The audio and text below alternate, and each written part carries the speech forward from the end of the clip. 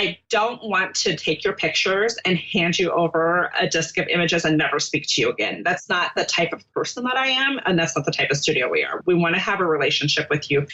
When I get pushback about that, I either determine that that person is not my client and they're not going to be my client, or they think about it a little bit and they're like, oh, I really like that aspect of it. Okay, I want to have a relationship with you. And those people end up becoming really good clients. Well, hello there, awesome entrepreneurs and entrepreneuses. I feel so weird saying that, like the old school TV show where the guy is sitting in front of the fire with a robe and a pipe. Welcome to another episode of Business Straight Up, the business podcast for photographers and creative entrepreneurs. And if you are a photographer, today's episode is just for you. Really, it's for any creative that is charging too little and not being able to offer the personal touch that in-person sales can really give to your clients to enhance the overall experience. Before we dive in, let's do another review of the week. Today's review is from Tapashalik645, and they say, small business help for the win. Brooke is absolutely right. I went into business not knowing what the heck I was doing on the business side of things. It was so overwhelming, but she breaks everything down into step-by-step processes. Her advice is so helpful. I can't wait for more.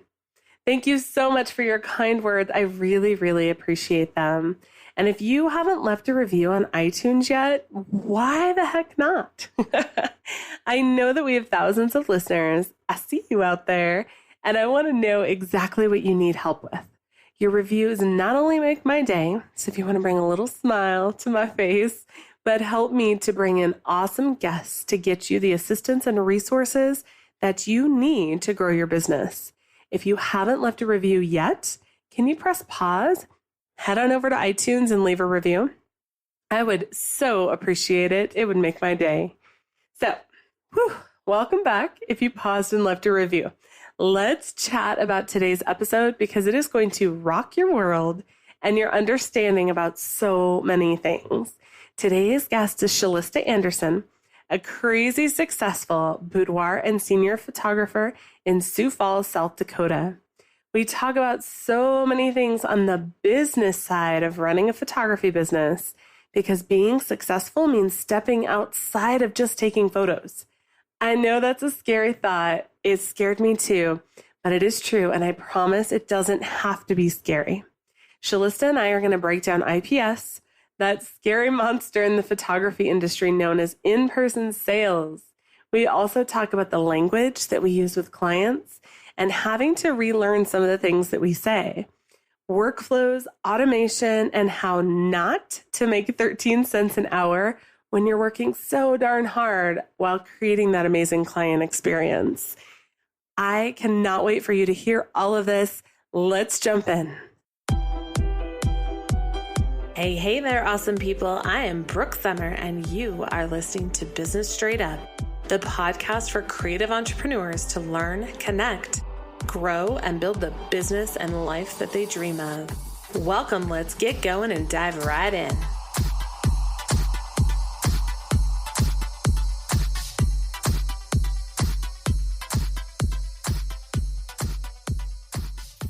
Well, hello there, entrepreneuses and entrepreneurs. Welcome to another episode of Business Straight Up, the podcast for photographers and creatives.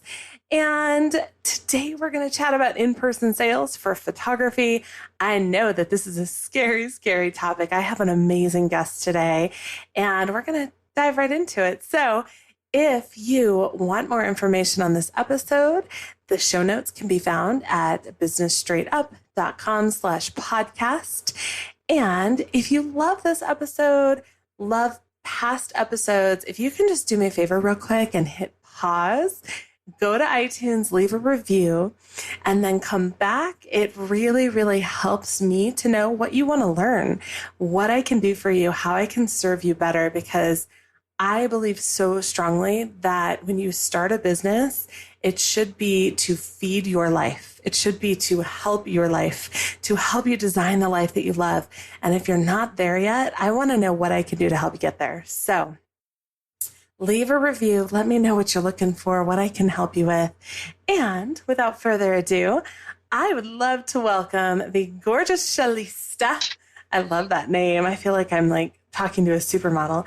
Shalista Anderson. She is a boudoir photographer, and we're going to talk about IPS. Welcome, Shalista.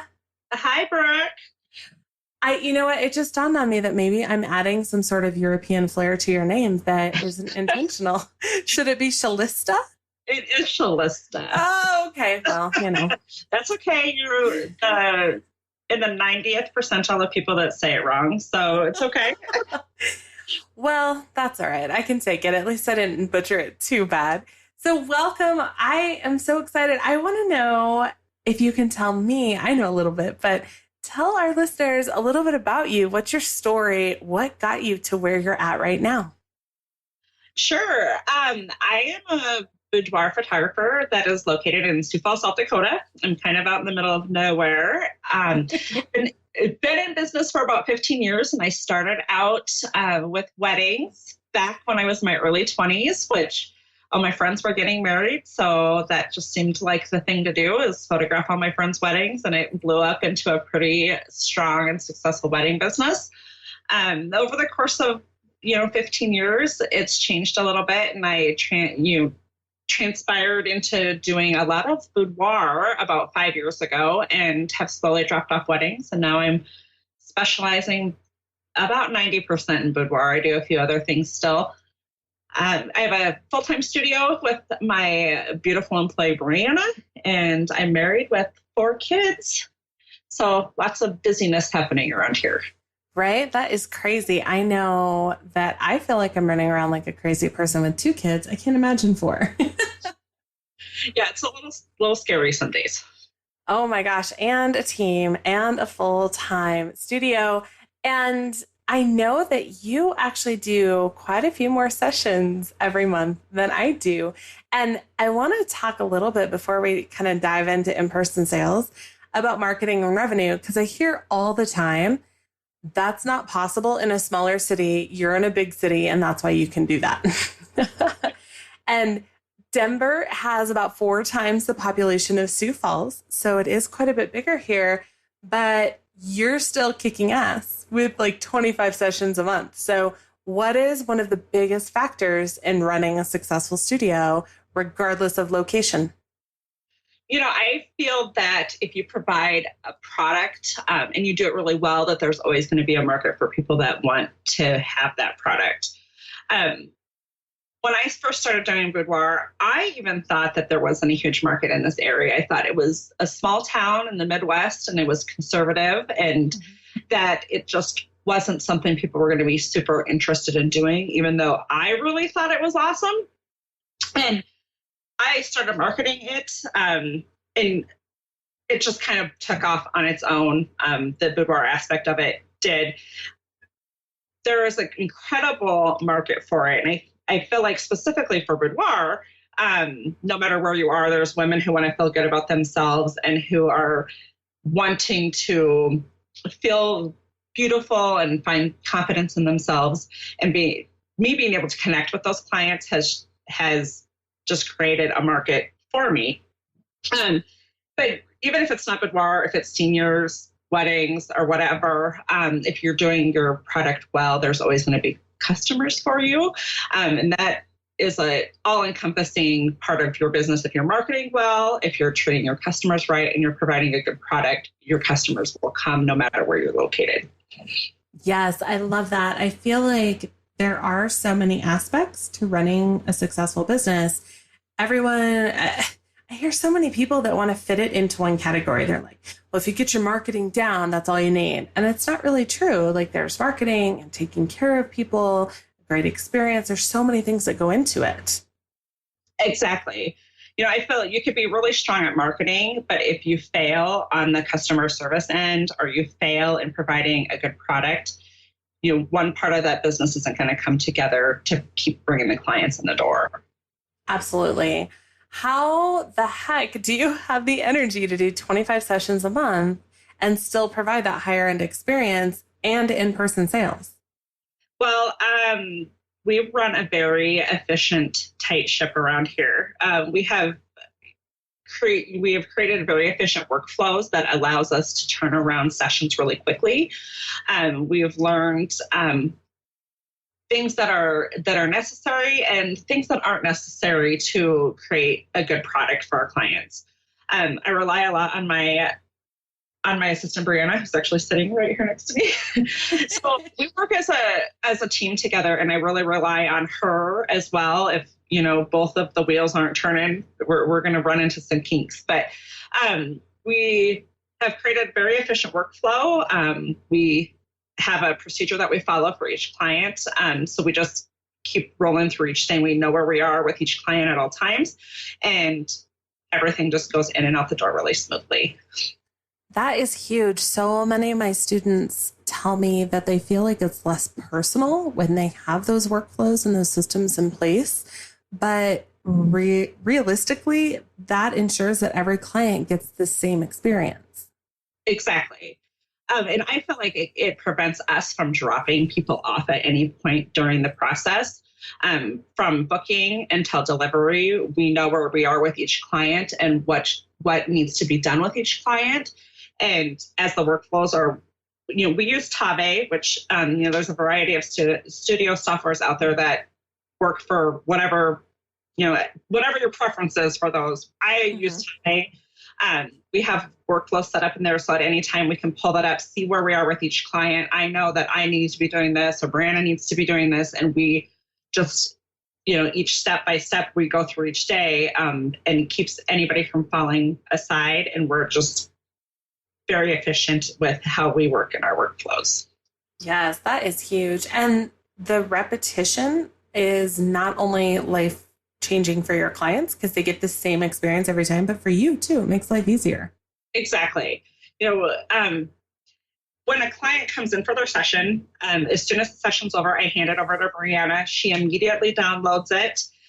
It's automatically backed up to our cloud and to our duplicate drives. She immediately culls it, color corrects, and exports into a working folder.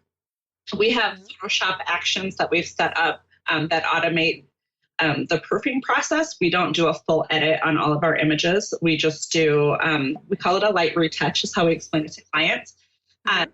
It takes us an hour to have a session completely ready to show a client. So a lot of days we will shoot in the morning and then show them that they'll go have lunch, and then we'll do their reveal after they come back from having a break. And a lot of times by the end of that day, Brianna has fully edited and sent it to print.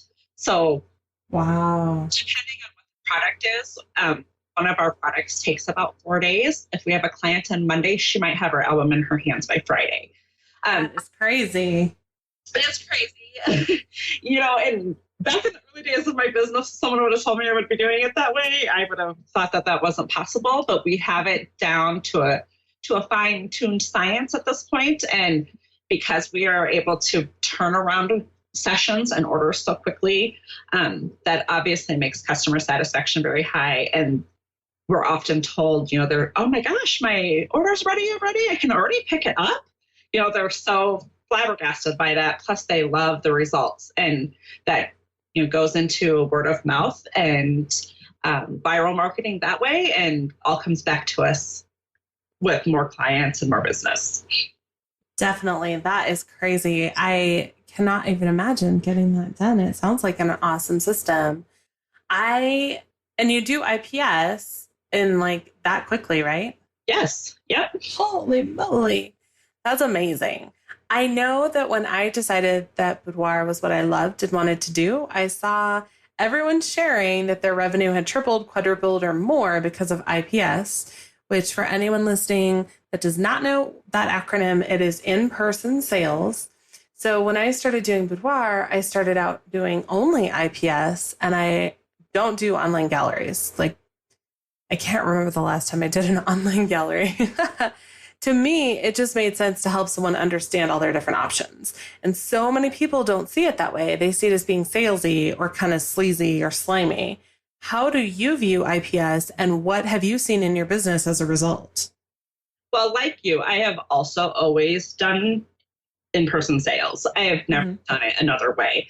And like I said before, I've been in business for 15 years. So at the beginning of my business, there wasn't, Pixie Set or Shoot Share. There wasn't all these options for sharing files digitally or putting up online galleries. It just wasn't an option.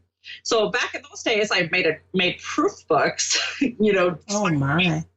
thumbnails that I sent out the door with people. And that was pre-boudoir days as well. But I started out that way. So it's always been what I've done.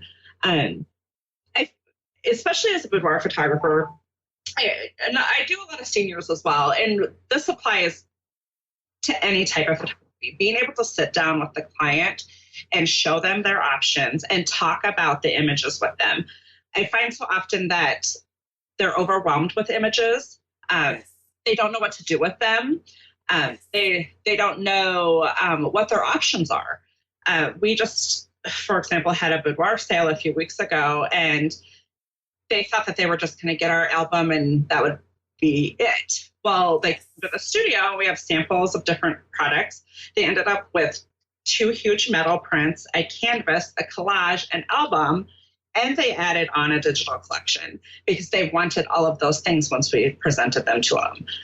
At no point, same thing with seniors. Seniors don't know what their options are until I show them that these are things that they can have. It's very popular for seniors as well.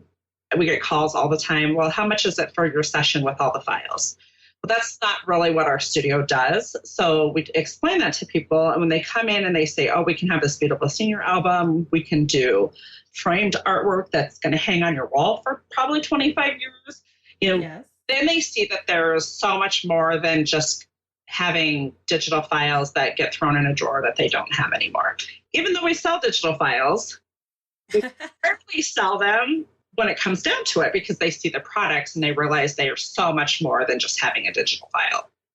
And that's huge. And I feel like so many people say, well, I don't need to do that if I educate my clients properly. And it's not just about education. It's also about being kind of that advocate for your client and saying, if you don't need this, I'm not going to sell it to you. I'm going to make sure that your needs are met. Exactly. That's huge. So big.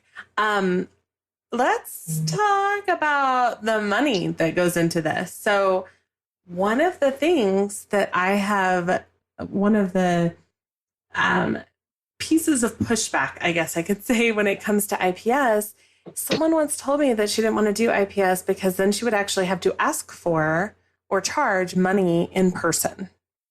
And she felt guilty. When you first started, have you ever had difficulty with that or money blocks? And what steps did you take to overcome them? I definitely had money blocks, especially when I first started my business. I grew up in a very poor home. We didn't have a lot of money when I was a kid. And spending the type of money that I charge for portraits would have never happened in my childhood. And so when I first started out in photography, my mother said to me, well, you should be really cheap so all the people come to you. And right away I said to her, I don't want to be the cheapest. I want to be the best. And yes, I want to charge so that I can make a living. I don't want to have all these clients and still be the cheapest. So right away, that was kind of my first jump into understanding that being the cheapest isn't always the best option. Having all the clients isn't always the best option. So when I started doing photography, and like I said, I was originally doing in-person sales right away, I had a really hard time charging appropriately. I would look at how much something cost me and realize how much I needed to charge based on, whatever website or speaker I had listened to that says you should charge this amount of money to be profitable in your photography business. I was insane. I was like, oh my gosh, nobody can afford to pay $25 for an 8x10. That was what I thought back in those days, because that would have been a lot of money for me at the time. And then I listened to a speaker. I was at a photography conference, and the speaker said, I was sitting in my kitchen. I will never forget that she said this. And it was, I don't even remember who it was now. It'll come to me later. But she said, I was sitting on my kitchen floor and realized I was making 13 cents an hour because I wasn't charging enough money. And I was framing this picture at 3 o'clock in the morning, trying to build this photography business. And I was making 13 cents an hour. And wow. I sat there and I was like, that's me. That's what's happening to me. And I have to charge appropriately for this. And I need to find a way for my clients to see the value in what I have. So I rose my prices and, bought more samples, got people into the studio and showed them that this is what I have. This is, you can have this too. And was scared to death that nobody was going to buy anything and that I would never have clients again. And people bought things and I still had clients. So I I started making money at photography instead of that's crazy on the dollar. And, that was really profound at that time when I realized that my money situation was not everybody else's money situation.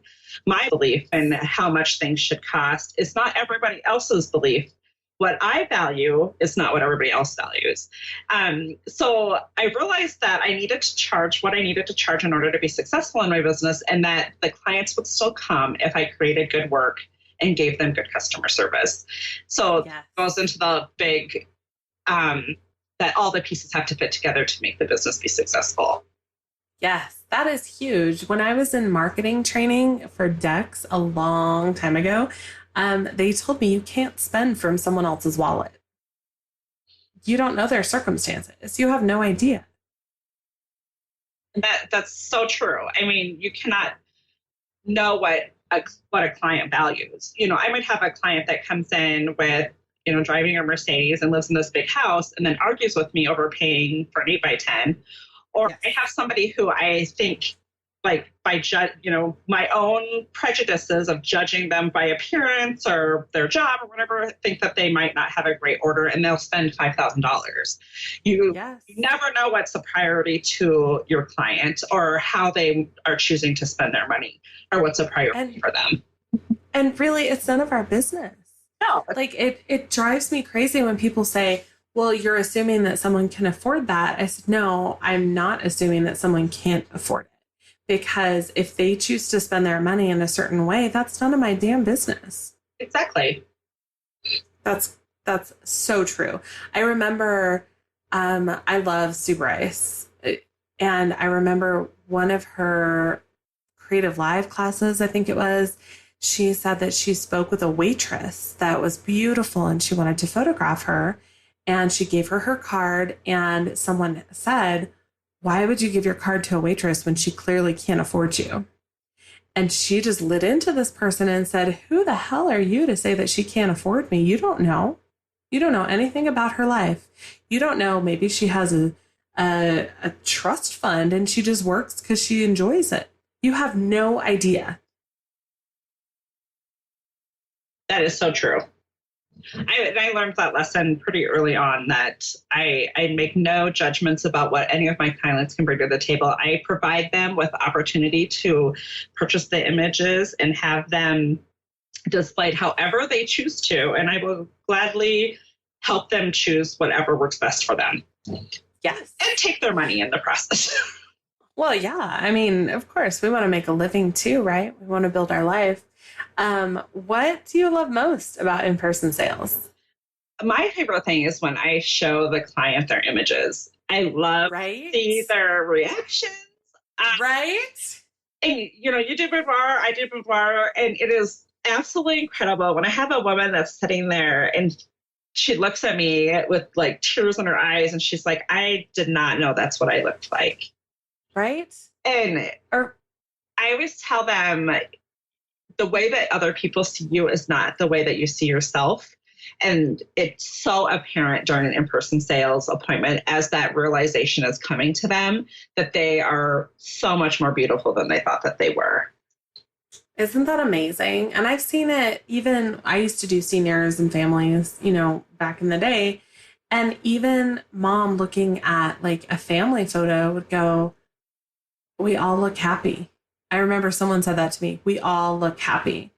And I know as a mom that in our day to day, it's very rare that we're all happy. Someone's pissy about something, right? And so it's such a blessing and it's an honor to show someone something joyful in their life or to show someone an image that helps them feel confident. It's a huge, huge bonus and an honor. And I feel honored every time a woman walks into my studio, and the reward is really seeing them realize what everybody else sees about them. Yes. If you do an online gallery, you just don't get the same effect. You don't, because if you do the online gallery, I would bet $1 million that they are going to look at it on their phone, which means that they are now seeing these images on a 2-inch screen, probably at work, probably real quick in between phone calls or tasks. They're not sitting down to actually experience the photos. And that is a huge, huge difference between IPS and shoot and burn. Yes. And you make a good point about seeing it on a device. I mean, not only are they looking at it on a device, their full attention is not being given to those images. Yes. They're getting a very small snippet of the entire experience by looking at it on a tiny screen while there's notifications going off or they're at work or there's other people standing around. When you have them in the studio doing an in-person sales experience, they're 100% focused on the images that are in front of them, and there's no distractions. They're not, they're completely can take it all in and really appreciate what's in front of them. Absolutely. And just to be clear, for anyone listening, I believe fully that when you are in business, you make the rules. So if you really don't want to do IPS, I'm not saying you better do it or you're going to fail. But we are just offering you some of the benefits of doing IPS. And part of being a successful business owner is learning from the people who have gone before you and being teachable and understanding that if something isn't working, maybe we should try something different because what got you here won't get you there. So for me personally, it just made sense to offer that higher level of service. And if you don't want to, that's totally cool. But if it's not working for you, maybe this is something new to try, right? So Shalista, what have you learned in your sales sessions that you can share with other photographers? Like maybe I tried this once and it was terrible and I'll never do it again. Or maybe, we made them even bigger and people loved it. What have you learned? Oh, one of the things that I always tell clients when they're always unsure about being able to make decisions in their sales appointments. And how I explain it to the client is that you're going to come in and we're just going to show you your options and you get to have a little process of elimination and pick out what you want. We're going to present to you this, and this, and you choose which one you like. There's no pressure for anything. And what I have learned is that when people feel put on the spot, that they have to make a decision, that it's going to be, that's high pressure used car salesman kind of mentality, that they are immediately nervous that they're going to be forced into making a decision about something that they're not ready to make. And by explaining to them that it's not like that at all, you really get to choose what works best for you, they feel a lot more comfortable about that. I've tried a lot of different things as far as pricing goes, but what I have learned that works best for me and my clients is allowing them to be in control of what they get. So I offer a la carte pricing and I offer design your own collection. And I do this for boudoir, I do it for seniors, and I do it for family sessions. They can buy off the a la carte price list if they want to come in and get an album. And then they can add digital files to that if they want. They can add wall art to that if they want. They create their own collection. We do that, like I said, we do the same thing for seniors. We do the same thing for families. It puts the control into their hands. They're not being forced into buying a package of images that is maybe not exactly what fits their needs, and they're not being pressured into spending more than they afford because they're able to pick exactly what they want. It is strategically designed to encourage them to spend more, but I have found that giving them the control to pick exactly what they feel is their best products for what they want or how they want to display them increases the sale. Does that make sense? Yeah, because they feel more at ease. They don't feel like they're being sold to. They don't feel like they're being pressured. They can choose what they want, and it absolutely increases the sale. Right.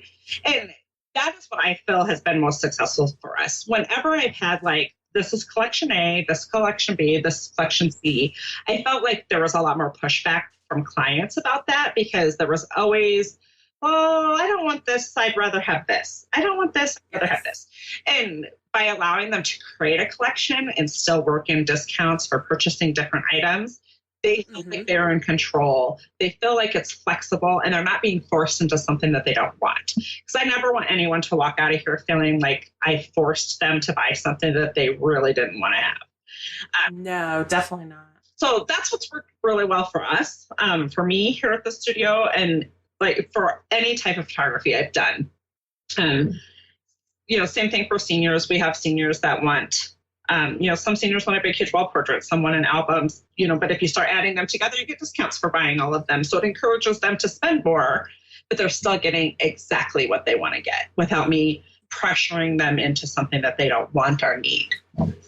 Yes. And I do want to go back to something that you said about how you operate in the same way for both boudoir and for seniors. I do the same thing. I keep my pricing consistent. I keep my policies consistent, quite frankly, to make my own life easier. But why do you keep everything consistent instead of changing things up? Our pricing is a little bit different. So we have different products for the different types of photography. Seniors want different things than boudoir want. Yeah. But we've just found across the board that presenting it in a creating your own package sort of way or designing your own collection sort of way works best for everybody, no matter what kind of portraits they're buying. And it does make it easier because the sales method is the same, no matter who's in the sales room. So for our method of selling, here's step one. Let's pick out this thing first. Okay, got this. Let's move on to this. What do you think works for this step? And we do that whether it's seniors or families or boudoir. We go along the same process, and it just makes it easier across the board for all of us. Even though the products are a little bit different depending on which kind of client it is, the method is still the same. Definitely. I love that. I have been a la carte for 9 years. And I just recently re-added collections. So it's brand new. My clients are loving it though. So we'll see. We might tweak it a little bit. Someone recently told me that she was afraid to be different from everyone in her area because IPS was very different. Everyone else was shoot and burn, which is kind of funny to me because it seems that so many marketing classes are sold on the idea of standing out, differentiating yourself. And here we are saying we don't want that, and then it scares us. So what fears have you faced in your business or in IPS that you have stared down? How did you get out of your own way? The most popular thing these days seems to be, a shoot and burn type of business model. That's very popular these days. Yes. And I do get pushback on that sometimes. As people, I get inquiries and they're, well, how much is your session and how many files does that include? It includes that. So right. I get pushback on that. And the way that I address that with clients is that we have a full service studio. We want you to experience the whole experience of having a shoot done with us. And I want to be with you every step of the way. So we make it a really personal experience from start to finish. I don't want to take your pictures and hand you over a disc of images and never speak to you again. That's not the type of person that I am, and that's not the type of studio we are. We want to have a relationship with you. When I get pushback about that, I either determine that that person is not my client and they're not going to be my client, or they think about it a little bit and they're like, oh, I really like that aspect of it. Okay, I want to have a relationship with you. And those people end up becoming really good clients. Some people I'm not going to convince to come and get prints from me. right? Every single person can't be my client, and there's other people out there that can serve them. But if I'm able to explain to them why we do it this way, that we want to serve them and build a relationship with them, especially in boudoir, where I feel like the relationship is so important, it helps people realize that I'm there for them. It's not just about getting a bigger sale. It's about really serving them and giving them exactly what they want. And sometimes they come out and straight up say, what are you going to do with that display images? We're going to print them. Well, I never thought about that. Well, let's talk about it. Let's talk about what your end goal is with your images. And then they realize, oh, hey, I would really like to have an album. I really would like to maybe have a piece of wall art for my bedroom. And then it becomes, let's create this for you. Let's give you exactly what will fit into your lifestyle and what you want to see for an end product. So that's handled that objection. I'm going to go back to something you had said, that it's okay not to serve every client. Not everyone will be a fit, and that's not a bad thing. You know, I don't want to work with somebody who is going to make me change my own personal beliefs of how I want to do business. Yes. You know, regardless if it's just my sales method, my photography style, whatever, you know, I want to serve people who get me, and I want to serve the clients who love my work and love what I do. I don't want to try to force somebody to fit into my mold, and I can't change myself to fit what somebody else wants. It's not worth that to me. Absolutely. And it's not really living your most authentic life to do so either. Exactly. And it just feels crappy. That's good. It does feel crappy. Every time that I feel like I have conceded to something for some reason, I feel happy about it. And I'm resentful and like, I don't do that. It feels icky. And, you know, not that I'm always 100% right. My way is not maybe always 100% the right way, but it feels right to me. And that's how I want it to be. And it's my business, so I can do whatever I want. Absolutely. And when your way or your method or your policies are built to benefit and serve your client, usually they are the right way. I hope so. I try to believe that. So I feel like at this point of my business that I've just, you know, been through enough things that, you know, I've figured out the best way to do things for me. Yeah. Even if it's not the best for someone else. Yep. And that's perfectly okay. There are so many words that we use in our everyday lives that can come to have a negative connotation with them. So, like, for instance, the word shoot has become terrifying for some because of past events. So I am retraining myself to say session instead of shoot. Another is investment instead of cost. What are some of the things that you have learned to say or not to say that have made your in-person sales sessions easier or more successful? That is a good question. Your two examples that you just gave are also things that I have specifically worked on for myself. I say session instead of shoot. Investment instead of, you know, how much is the cost. When I'm in a sale with a client, I never want anything to come across as negative in any way. So, especially in boudoir, where, you know, you're going to pull up two images and pick one over the other. And I always say, let's pick your favorite. Which one do you like best?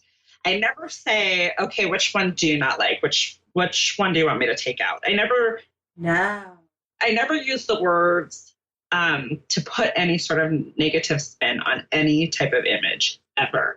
It's always, what is your favorite one? Which is the best? You know, we're always looking for the positive, the best, your favorite. Yeah. If I do need to say something to remove something, or if we're really trying to narrow down images, I'll say, which one is your least favorite? Where to me, it's still a favorite, but we're not saying like, which is the worst one up there? Which one do you like the least? Which is your least favorite? To me, it makes it sound like they're all still favorites, but we all can't be number one. Which one's number two here? You know, we always try to look at it that way. If there's, in boudoir, if somebody has a feature about themselves that they don't love, I generally just ignore it. So if they take something out, they're like, oh, take out that one. And I'll say, why did you take that out? Well, I don't like that crease in my side.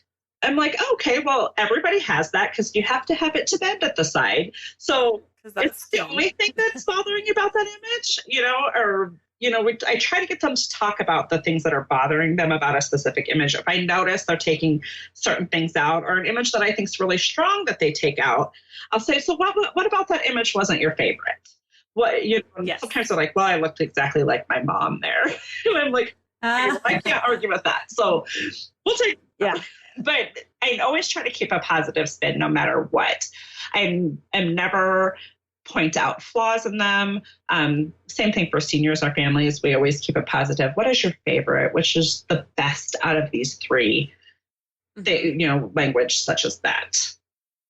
Absolutely. Because you don't want to put 3 images up and be like, which one do you hate? Yes. We don't use the words hate ever. Absolutely. That's so funny. I didn't think about that, but I do the same thing. It's more of, these are all great images and you look amazing in all of them, but you're probably not going to love all of them. So let's pick the strongest. Exactly. Yep, definitely. So I asked my students for some questions that they have about IPS, and they kind of flooded in, and they're kind of short and sweet questions. So we're just going to do like a quick fire round here with some of the questions. And I know that they're curious, especially for someone that has not done IPS before. So we'll just both answer them since we both do IPS. And I'm just going to go for it. There's like a whole list of them. What does your setup look like for IPS? Do you have a table, a couch? Do you put out snacks? What does it look like? Okay. Do you want me to go first? Yeah. Okay. I have tried this both ways because there's an argument about if you should have it as a table or a couch situation. And I've tried it both ways. I currently have it set up as a couch. So there's a couch with a TV in front, with a coffee table with samples. We do have water here. I don't provide snacks. I found that people never ate them. They never were touched. So I just stopped doing it. Sometimes I feel like I should go back to that, but I don't know. No one ever touched them. So I just didn't bother with it anymore. I sit off to the side and a little bit behind the couch. So I'm actually kind of beside and behind the client, which I will admit I don't love the setup right now. But I've also done it where I sat at a table across from them, business style. There's some pretty well-known in-person sales workshop people that say that that's the best way to do it. And I felt really impersonal, like doing it that way. So that wasn't my favorite way either. So it's a couch. I want my client to feel comfortable and homey and relaxed. And we show it up on a TV. Yes. I am kind of similar. I have a couch with a TV, and we have like this huge ottoman weird thing that all the samples are on with my laptop. We put out snacks. I have 4 major food groups for both sessions and reveals. We have salty, sweet, healthy, and chocolate. And I make sure that they're all pre-purchased. So I do not make them only because of liability. I would never want someone to get sick. So I just go to Costco and get fun stuff. And then I also have water, San Pellegrino, and I have one of the little baby bottles of champagne out as well. If someone wants to partake on their own, I do not pour it for them. So when it comes to that, you really have to check the laws in your own state and your own city, because laws are different when it comes to liability. So please do not take this as legal advice. I am not a lawyer, but check with your lawyer to see what you can and should offer. But very similar. I like the personable connection on a couch too. I agree. Oh, sorry. I thought I lost you for a second. Yeah, it just seems to be more conversational. And I'm also kind of a touchy-feely person. So like when I laugh with someone, I might like touch their arm or, it's just kind of how I operate. And my clients know it, and we get along very well. So it just works best for me. Yeah, I often will sit on the couch next to them and pick up the samples and hand them to them and like look through things with them. And very hands-on as well. Yes. It feels more relaxed because when you're in a sterile environment, that's where you get that like salesy, like ew kind of gross feeling. Right. So I want that relaxed feeling. I want it to feel like you're at my living room, we're hanging out, and I'm going to help you. I like my clients to feel like we're friends, and feel like sitting on the couch with my friend is definitely more comfortable than having a business transaction across the table. Definitely. I have never actually, no, you know what? I used to do a table at my old studio. I haven't really noticed a difference. I don't think it really matters. I think more of it comes into your personality and how you treat the reveal. But I don't know. I think everyone's different. It depends on your preference. For sure. So what software do you use for IPS? I use ProSelect, and I've always used ProSelect forever. Now that is one where you can actually put a picture of someone's house up, right? Yes, you can do that with that software. Okay. Have you found that people like to see that? I've never used one of these. I have only done it a handful of times. I don't ask my boudoir clients to do this, but I do ask like my family portrait clients to send me pictures of their homes if they would like to see artwork hung in their home. And I've only had a few people ever do it. And I just don't utilize it enough, even though it is a feature. It does also allow you to do like storyboards and album layouts, and I have used it a lot for those things. But for the room view, people just don't seem to be that excited about that. So I don't. Very cool. I actually use Lightroom. So I use a software that most photographers use day to day, and it works really well for me. I use star ratings to choose photos, and I know the keyboard shortcuts for Lightroom in and out, so it makes it very easy. There's no clicking for me. Yeah, I've thought about using Lightroom as well, but I've always had ProSelect, so I already own it, so I just use that. Yep. I've heard good things about ProSelect. I just have never taken the dive, I guess. So I've heard it's really cool, though. So do you have clients come into the studio? Do you ever go to their homes? I have them come back to the studio. I have never done them anywhere else. Do you always do same day? No, it depends. Clients can choose the same day when they book their appointment. If it's available, if we don't have somebody in the afternoon. Sometimes if we have a morning, because we only do them on a morning session, and we shoot 2 sessions a day. We should do a 9 a.m. and a 1 p.m. every day, most days. If for some reason we have a morning session and we don't have an afternoon session booked, we will ask them if they didn't already choose it, if they'd like to do a same day reveal. And some people can and some people can't. Because I live in a rural state, it's not uncommon for people to drive several hours to come to me. So the same day reveals help a lot for those people who have to travel quite a ways to come to me. Absolutely. But we don't do it every day, and not with every session. Do you ever do virtual reveals, like with Skype or whatever? I've done it very rarely. I'm pretty upfront that you need to come back for a sales appointment. I prefer to do them in person, and the ones that I've done, I will be honest, I don't feel like the sale changed because I did it virtually. But I don't want to get in the habit of doing it that way. I want people to be in the studio, to see them on the big screen with me, guiding them along the way. So I don't encourage that unless there's a special extenuating circumstance that requires that we do it that way. I concur. I want to be able to see their faces. Yes. I agree completely. I sometimes will do virtual, but that's usually when I have clients that fly in from like far, far away. Yeah. So it just depends on the circumstances for sure. Yeah, I've done it a couple times when people have drove like 5-6 hours to come for their session and we couldn't do a same day reveal for whatever reason. Or we've had a couple weather ones where we've had to like reschedule their viewings because we've had blizzards. And so that I feel really bad about that because it's not anybody's fault. And we've accommodated them by just doing it virtually. So they didn't have to keep waiting out weather. Definitely. How many images do you show someone? Typically for a regular session, 75 to 100.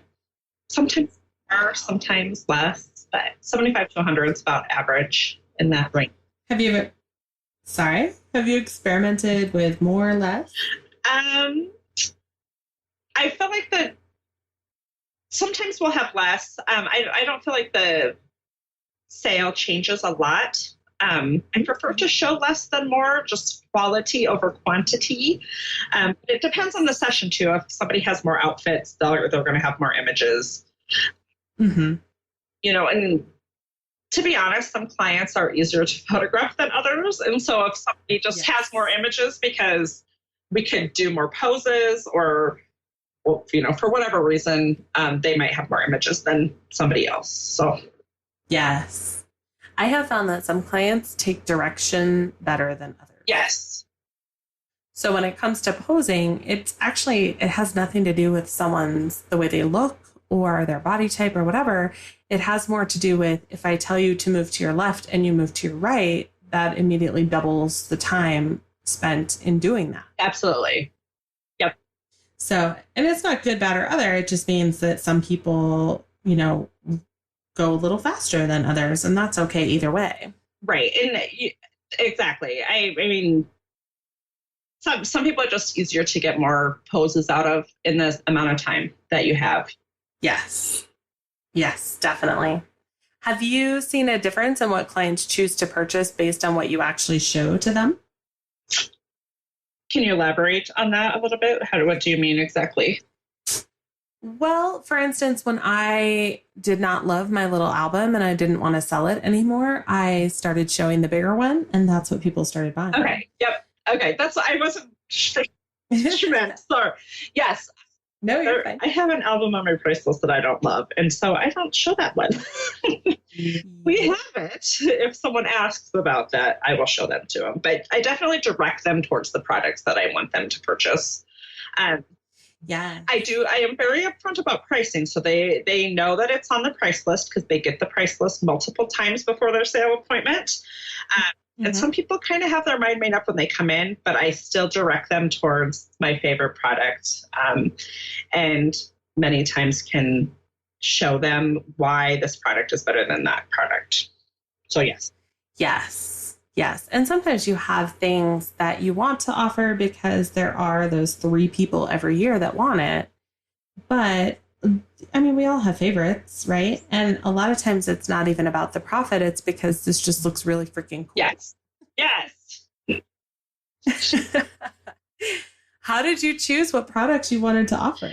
You know, I've experimented a lot with that. I have a lot of samples of things that have never been purchased because I thought they were really cool, but nobody else seemed to like them. Me too. Like my glass photo boxes. Oh. I love those.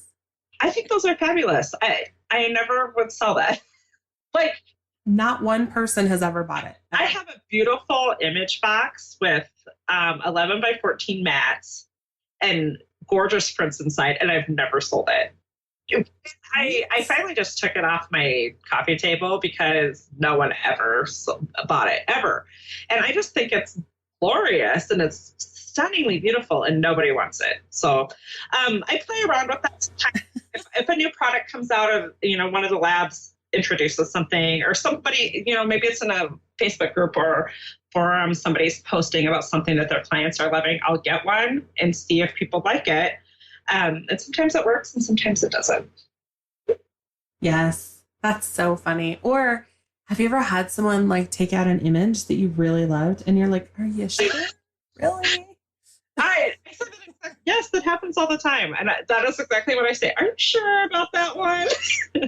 Or I'll that one out. You know, I'll ask them, I'll straight up ask them, what about that image did you not like? And I'm often surprised by what people say. Yes. Sometimes to me, it's a really trivial thing. Well, I have that mole on my cheek. Okay, I can Photoshop that out in 2 seconds in Photoshop. It's like not even an issue. Sometimes it's, I really look like my mom in that image. Okay, well, I can't help that. So, okay. Right. I can't really argue with them if that's how they feel about an expression. Yeah. But if it's something that is an easy, if it's a scar, well, I don't like that crease on my neck. Well, we can fix the crease on your neck. That's, okay. Well, I didn't know you could take that out. Yeah, we can take that out. Super easy. So I always ask if I disagree with a decision they've made about an image. If there's 4 images up there and they take out the weakest one, I usually just let it slide, Yeah. But if it's something that I'm like, wow, that was one of my favorites. Why did you take one out? Yep. I will say stuff to them about that. Yes. I actually started telling my clients before we start doing all of the choosing, I always tell them, if you see some weird stray hair or something that we missed in editing, and that's why you're removing an image, tell me, because I'll tell you if it can be edited. I understand that as well. I tell them that these are light edits. So creases, tags, stray hairs, a zit, they might still be there, but we'll fix them in our final images. Yes, because it's important. They don't understand. They don't know what can be removed, what can be fixed. They have no idea. I love that. So when it comes to your business and your clients and serving them and offering that elevated client experience, what is one thing you wish you would have known or done earlier? I wish that I would have learned to communicate better at the very beginning of my business. I feel like I do that really well now. But one of the things I struggled with at the very beginning was not being clear about studio policies, pricing, and things like that with clients at the very beginning. So then there would be misunderstandings, or we would have clients come in and they would be surprised by pricing because it wasn't what they expected it to be. So right off the bat, I made sure to have, I make sure to have very clear communication with them about what to expect from the sales aspect of it, to pricing, to what to bring, what happens before the session, what's going to happen after the session. We give them a lot of information. I try not to overwhelm them, but I also don't want people left wondering what they're supposed to do. Because I felt like at the very beginning of my business, those first few years, I was kind of winging it a little bit, kind of learning as I went. And I didn't think everything through real thoroughly. And so clients, to avoid any type of misunderstanding or confrontation or upset clients in any way, giving them all the information, being really clear with communication is what I would make sure wish I had known that at the very beginning. Absolutely. And some of that is trial and error, though. Like, I can't even tell you how many things I have in my contract that are because of certain situations that have come up. Absolutely. That so some of that my PCs, my policy changers. Yes. Oh my gosh. Yes. That's so funny. I know that I have learned so much, and as you move forward, a lot of it is just trial and error. And no matter how much advice you get from someone who has done it, you're still going to make mistakes, and we're still making mistakes, and we just figure it out, and you just have more confidence in yourself. Exactly. I love that. I know how many mistakes I've made. I know how many times I've written a post in a Facebook group crying because of something happening. And in the end, you just figure it out because you go into business for yourself. You make your own rules. You offer an amazing experience, and you just figure it out. Everything is figure-outable, is what Marie Forleo always says. I am a big Marie Forleo fan as well. And oh my gosh, yes. One of my favorite things that she says is to start before you're ready. And so in terms of in-person sales, there's a lot of things going about it, but if you're interested in doing it, just do it. You will figure out the rest. Start before you're ready. Everything is figure-outable. They go together. Yes. And I feel like if you're scared, like have a friend come in and tell them the level of jerk that you want. I know that sounds funny, but if you tell them, okay, this is the first time, so don't be a jerk, like then you walk through it because that repetition helps gain confidence. And then the third time you do it, tell them, okay, I want you to be kind of a jerk this time, like push back and say, this is too expensive, or I didn't know, because then when you respond to that, you have those responses and you start to learn what to say. That is great advice. It just helps so much. The repetition and learning and going through it over and over again. Yeah, before long, after you do that first one, it's all downhill from there. It gets easier with each one. Yes, definitely. And just do it. Just do it. Do it. It feels like a bad after school special, right? Just do it. Somebody saying to do something bad. I know. This will be good, though. I promise. It'll be good. Yes. It's not some back alley thing. Yes. Oh my gosh. Well, thank you so much for being here, Shalista. I promise I won't say your name in an Italian way again. That's okay. I will answer either way. I appreciate you being here. I feel like this is something that so many people are scared to do, but it's so beneficial. And again, if you really, really, really don't want to, okay, your business, your rules. But if you are stuck and you're looking to try something new, maybe this might be it. So thank you so much, Shalista. Where can people find out more about you? Where can they connect with you? Where can they see your work? My website is SiouxFallsBoudoir.com. You can find me on Facebook. I'm Shalista Joanne on Facebook. You are welcome to send me a friend request.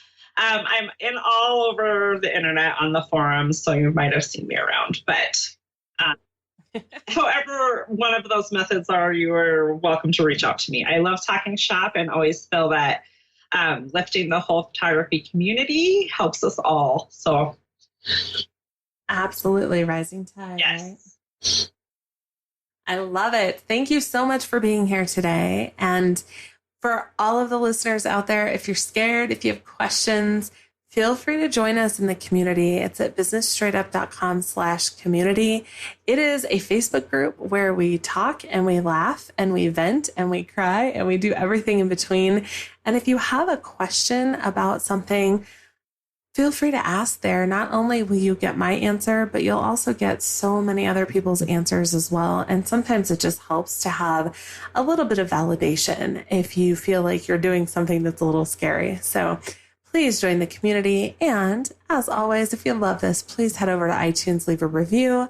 All of the show notes will be at businessstraightUp.com/podcast. And if you have any questions, reach out. I am here and I'm excited to help you build your business. Thank you so much for listening to Business Straight Up. I'm so glad that you could join us today. Check out the show notes for this and all of the episodes at businessstraightuppodcast.com. And I can't wait to talk with you again. Have a great day.